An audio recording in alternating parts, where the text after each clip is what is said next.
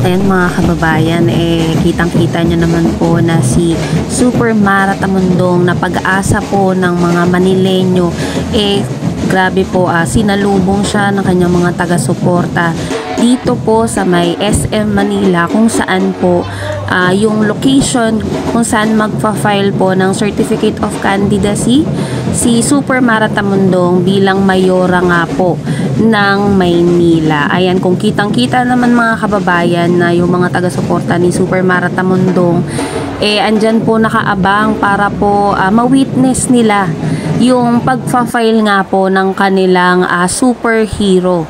Bali, may mga ilang kababayan tayong nakausap and sabi nga nila na gusto nila ng bago naman, hindi yung mga nang iiwan tapos babalik.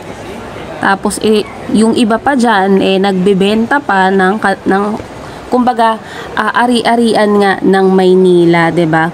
So yun mga kababayan, kitang-kita nyo. Bali si Super Mara Tamundong nga po pala, bali kasama po siya o parte po siya ng Partido Federal ng Pilipinas ng ating mahal na Pangulong Ferdinand Marcos Jr. Bali makikita nyo rin po dyan na yung ibang mga loyalista.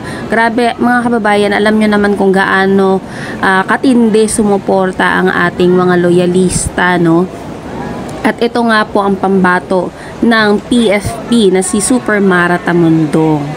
Ayan, mga kababayan, grabe yung dyan, yung mga Manileño, grabe yung suporta nila kay Super Mara dahil gusto nga nila ng bagong leader, yung leader na papakinggan sila, yung leader na ipa-priority sila, yung leader na buong pusong maglilingkod para sa mga mamamayan dyan sa Maynila.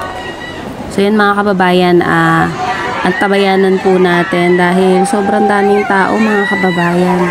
As in, nahirapan nga yung mga security dito dahil hindi nila mapigilan yung mga tao, yung dagsa ng tao dahil sobra talaga na gusto talaga ng mga kababayan natin na maipakita yung suporta nila kay Super Mara Tamundong. Kaya ayan po, dinumog talaga mga kababayan kumbaga pulang-pula, 'di ba? Ika nga nung kampanya ni President Bongbong Marcos, sea of red ang makikita mo mga kababayan.